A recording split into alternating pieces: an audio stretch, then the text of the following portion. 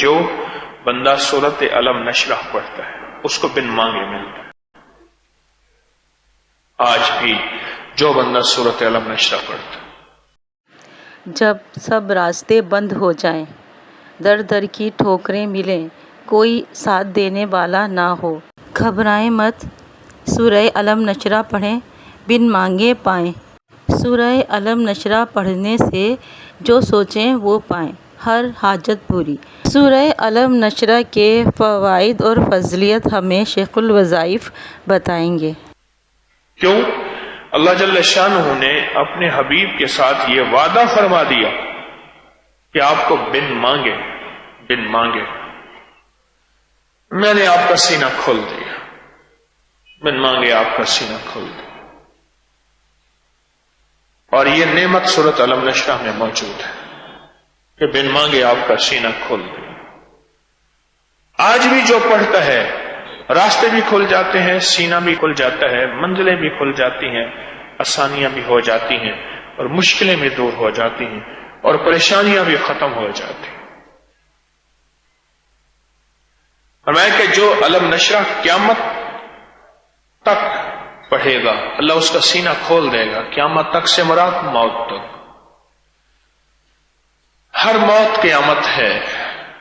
سورت علم نشرح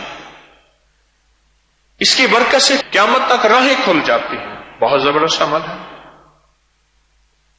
اور سورت علم نشرح دل کی نالیوں کو کھولتا ہے، دل کے مسائل سے بچاتا ہے، اور ضیق صدر، دل کھٹ جائے، جس میں گھبراہٹ کہتے ہیں، بے چینی کہتے ہیں، انجانا خوف کہتے ہیں جس کو، یہ انجانے خوف کا علاج ہے، دل کی گھٹن کا علاج ہے، یہ اندر کی تنگی کا اور حالات کی کشیدگی کا علاج ہے۔ یہ سورت علم نشرح بہت زبردست اور بہترین علاج ہے، زبردست علاج ہے سورت علم نشرح۔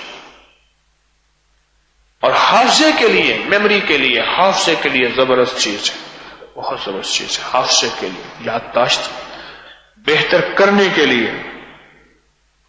زندگی کی بھولی ہوئی باتیں یاد آنا شروع ہو جاتی ہیں، بھولی ہوئی باتیں یاد آنا شروع ہو جاتی ہیں، بہت بہت کمال چیز ہے، حافظے کے لیے زبردست چیز ہے۔